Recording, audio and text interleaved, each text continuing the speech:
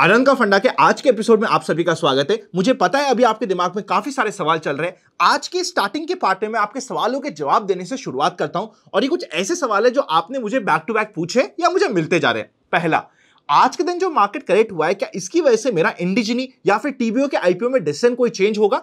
मेरा personal answer is no. I still feel कि ये दोनों आईपीओ अच्छे हैं, तो मेरा यहां पे कोई भी डिसीजन चेंज नहीं होने वाला। हो सकता है कि लिस्टिंग पे जो गेन हो उसकी परसेंटेज थोड़ी कम हो जाए अगर मार्केट की वॉलेटिलिटी और करेक्शन बढ़े तो, वरना अभी तक जितनी वॉलेटिलिटी और करेक्शन हुआ है यहां तक पे तो आई पर्सनली फील की लिस्टिंग पे भी ज्यादा इंपैक्ट नहीं होना चाहिए। पहला क्वेश्चन।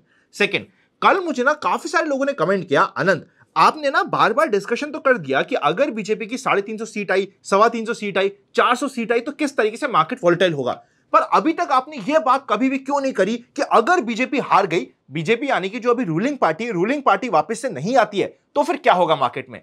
देखिए, मैंने इसलिए नहीं करी क्योंकि आज के दिन अगर हम सिर्फ स्टैट्स की बात करेंगे तो स्टैट्स में प्रोबेबिलिटी कम दिख रही है, इसलिए मैंने बात नहीं करी थी। पर आपकी बात बिल्कुल सही है कि हमें सारी सिचुएशन को गैदर करना चाहिए और उस पर एनालिसिस करके रखना चाहिए। अगर सपोज करते हैं एग्जिस्टिंग पार्टी कभी भी वापस से रूलिंग पे नहीं आती है, तो जितनी भी एफआईआईस होते हैं, फॉरेन इन्वेस्टर्स होते हैं, वो इसे नेगेटिवली लेते हैं। देखिए, उन्हें फर्क नहीं पड़ता कि भाई बीजेपी आ रही है, कांग्रेस आ रही है या फिर कौन सी पार्टी आ रही है, रूलिंग पार्टी बन रही है, कोई फर्क नहीं पड़ता।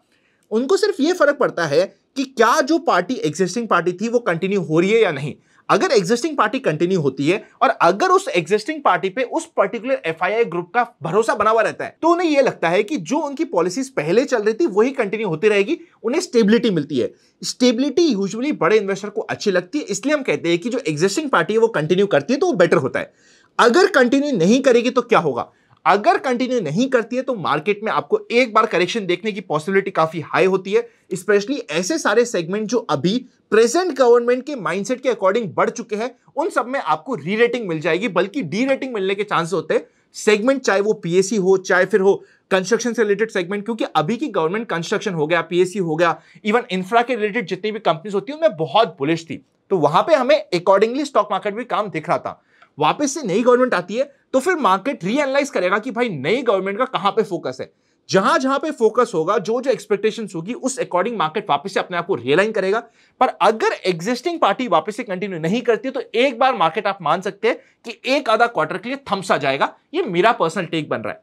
आपके हिसाब से क्या लगता है कौन जीतेगा ये वाला इलेक्शन? मुझे कमेंट करके बता दीजिएगा। काफी इंपॉर्टेंट है इस बार का इलेक्शन, ध्यान रखिएगा मार्केट के अगले 2-3 साल के पर्सपेक्टिव से। नेक्स्ट इंपॉर्टेंट पॉइंट, अनंत आज के दिन एसबीआई का जो रिजल्ट आया, जितनी भी एक्सपेक्टेशंस थी सबसे बेटर आया, अमेजिंग रिजल्ट आया। आप बिल्कुल सही कह रहे हो। अगर नॉर्मल डे होता और मार्केट ऐसे करेक्ट नहीं हो रहा होता तो एसबीआई के रिजल्ट के बाद एसबीआई आज एक फ्रेश ब्रेकआउट दे चुका होता। अभी मैं आपको टेक्निकल चार्ट पे भी एसबीआई दिखाता हूं।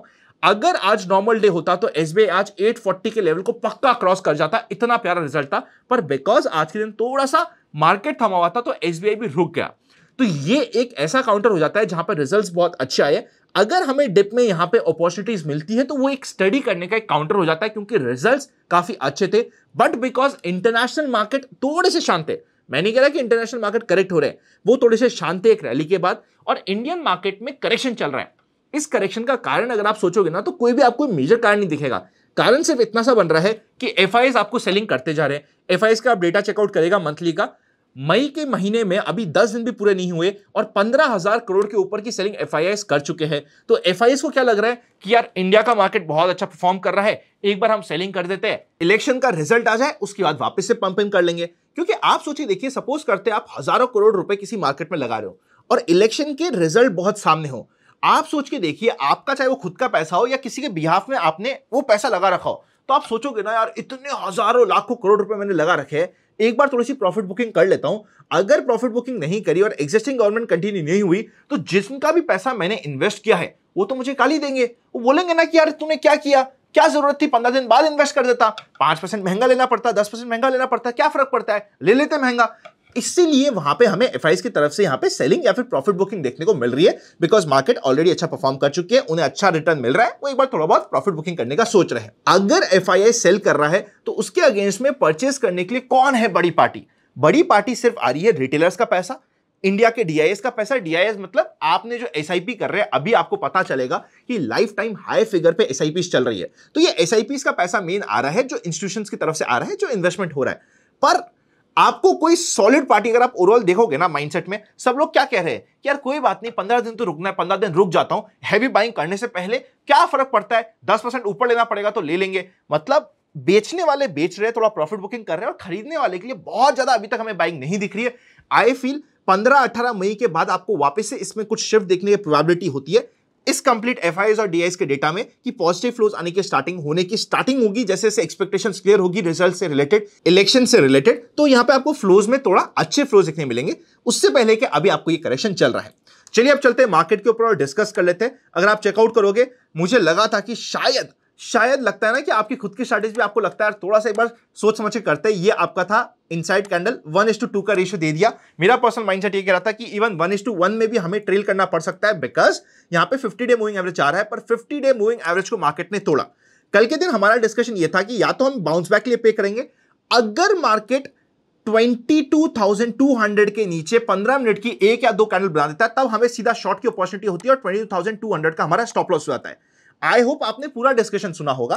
पूरा डिस्कशन में अगर आप वापस से कल का वीडियो जाके देखोगे तो बहुत सिंपल सा डिस्कशन था कि हमें एक बार पॉजिटिव माइंडसेट बना रहेगा, पर एक बार जैसे ही 22,200 कटता है वैसे ही हमारे लिए शॉर्ट की अपॉर्चुनिटी आ जाती है। जैसे ही ये कटा, यहां पे आपकी शॉर्ट की अपॉर्चुनिटी आ गई थी, और जो ये शॉर्ट की अपॉर्चुनिटी आई है इसका हमेशा आपका स्टॉप लॉस रहना चाहिए 22,200 के आसपास का। एक बार मैं ये जो बना रखा है, एक बार अपने एनालिसिस के लिए इसको हटा देता हूं। अब कल के दिन का माइंडसेट क्या है, देखो अगर आप सिर्फ टेक्निकल्स की बात करोगे तो माइंडसेट बहुत सिंपल है। जब तक मार्केट 22,200 को क्रॉस नहीं करता, वहां पे मार्केट बना रहेगा सेल ऑन राइज का मार्केट, 22,200 के ऊपर ही बनेगा इंट्राडे में बाय का मार्केट। देखिएगा, इंट्राडे की स्टडी, शॉर्ट टर्म की स्टडी और पोजिशनल की स्टडी तीनों सेपरेट तरीके से होती है। इंट्राडे की स्टडी आप प्राइस एक्शन में बात करोगे तो जब तक, देखिए इसमें आपको बाय करने के दो तरीके होते हैं। पहला तरीका होता है जब मार्केट 22,200 के ऊपर जाए तब आप बाय कर सकते हो। सेकंड ये होता है अगर 5-5 मिनट की कैंडल में आपको दो कैंडल मिल रही है जो 10 EMA की लाइन के ऊपर आपको पॉजिटिव कैंडल बन रही है, तो उस कैंडल का आप लो बनाते हुए वहां से एक बाइंग इनिशिएट कर सकते हो। ये रिस्की रहेगी, स्टॉप लॉस हिट होने के चांस होंगे, पर एक छोटा स्टॉप लॉस के साथ यहां पे आपको रिवर्सल के प्लान करने की एक स्ट्रैटेजी मिल जाती है जिसको आप यूज कर सकते हैं। नीचे के सपोर्ट की बात करेंगे तो अभी जो हमारे रिसेंटली बॉटम लगे थे 21,800 के आसपास के, ये हमारे लिए नेक्स्ट इंपॉर्टेंट जंक्चर आता है, नेक्स्ट इंपॉर्टेंट सपोर्ट जोन आता है। पर ओवरऑल जब तक मार्केट 22,200 पे नहीं जाता है, अगर हम यहां पे पॉजिटिव भी ट्रेड करते हैं तो छोटी ट्रेड रहेगी, और रिवर्सल के लिए अभी भी अपॉर्चुनिटी बनी रहेगी जब तक 22,200 को क्रॉस करके ऊपर नहीं चले जाता। ध्यान रखिएगा, अगर मार्केट में यहां पे 100, 150, 200 पॉइंट, आज के दिन पुट कॉल रेशियो चल रहा है 0.70 के आसपास, अगर ये पुट कॉल रेशियो कभी भी इंट्राडे में 0.60 के नीचे चले जाता है, कितना ही आपको मार्केट में बियरिशनेस दिख रही होगी, आपको एक बार अपनी शॉर्ट्स काटने पड़ेंगे, प्योर रिस्क रिवॉर्ड रेशियो आपका नहीं बैठेगा। बैंक निफ्टी, हमें एक्सपेक्टेशंस थी कि निफ्टी से बेटर परफॉर्म करेगी, बेटर परफॉर्म भी किया, पर अब वापस से यहां पे भी थोड़ा सा सेटअप नेगेटिव सा हो गया है। 5-5 मिनट की कैंडल में अगर आपको 10 EMA के ऊपर दो कैंडल बुलिश पूरी मिल जाती है जो 10 EMA की लाइन को टच भी नहीं कर रही और उसका हाई ब्रेक होता है, वैसे ही आपको यहां पे एंट्री मिल जाती है। 10 EMA की नीचे वाली लाइन पे आप स्टॉप लॉस लगा सकते हो। इस तरीके की एक ट्रेड शायद आपको रिवर्सल प्लान करना हुआ तो बेस्ट के सिनेरियो होता है। एक बार डेली कैंडलस्टिक पर जाके चेकआउट करते हैं बैंक निफ्टी की कैंडल को, तो बैंक निफ्टी ने भी आज प्रेशर दिखाया, ऑल्दो बहुत अच्छे रिजल्ट्स आए थे हमारे एसबीआई की तरफ से। 46,800 मेजर सपोर्ट लेवल होने वाला है बैंक निफ्टी के लिए टू सस्टेन। ये वही लेवल है जहां पे पिछली बार मार्केट ने मूव देके सपोर्ट लिया था, तो ये सपोर्ट अभी भी मार्केट के लिए बना रहेगा, तो इस सपोर्ट के आसपास शॉर्ट नहीं बनेगा। कल के लिए अगर मैं कंक्लूड करने की कोशिश करूं तो क्या माइंडसेट है, देखिए अगर हमें रिवर्सल के लिए प्ले करना है तो स्टॉप लॉस छोटा होना चाहिए, और रिवर्सल के टारगेट जब तक मार्केट 22,200 निफ्टी और बैंक निफ्टी में 48,400 क्रॉस करके ऊपर नहीं जाता, छोटे टारगेट्स के लिए काम होगा रिवर्सल में, क्योंकि रिवर्सल वापस से सेल ऑफ होने की पॉसिबिलिटी बनी रहेगी, पहला। और अगर हम रिवर्सल के लिए सपोज करते हैं, प्लान करते हैं 22,000 पे, 22,200 पे हम प्रॉफिट बुक कर लेते हैं, एक बार वापस से जैसे वो ब्रेक करेगा हम वापस से अपनी नई पोजीशन खड़ी कर सकते हैं, इट्स एब्सोल्युटली ओके। शॉर्ट की बात करें, अगर मार्केट गैप डाउन दे जाता है तो गैप डाउन देने के बाद आपके पास शॉर्ट की स्पेस नहीं बचेगी, आपको अपने फ्रेमवर्क पे काम करना पड़ेगा, चाहे वो 10 EMA की स्ट्रैटेजी हो, चाहे इनसाइड कैंडल की स्ट्रैटेजी हो, इसके अकॉर्डिंग आपको काम करना पड़ेगा। वीडियो अच्छा लगे तो लाइक करे बिना मत जाइएगा। डीमैट अकाउंट ओपनिंग्स आपको डिस्क्रिप्शन में मिल जाएंगे। वैसे भी मैंने आपको इस वीक के स्टार्टिंग में भी कहा था, ये वीक मेरा पर्सनल फोकस सबसे ज्यादा रहने वाला है आईपीओ के ऊपर। मार्केट ठीक है, थोड़ा बहुत देख लिया, ठीक बात है, पर आईपीओ मार्केट सबसे ज्यादा हॉट है और वहीं पे सबसे ज्यादा अपॉर्चुनिटीज है। मेरा पर्सनली बात करें तो मैंने कई बार अपने मेंबर्स के वीडियो में कहा है कि इतने अच्छे आईपीओज इस वीक में आ रखे कि सारा का सारा पैसा आज के दिन तो आईपीओज में ही लगा हुआ है, आईपीओज में उलझा हुआ है। तो आईपीओ मार्केट में अगर आपने लगाए होंगे पैसे, तो कंपैरेटिवली अभी जो मार्केट में डिप आ रहा है इसमें आपको थोड़ा पेन कम हुआ होगा।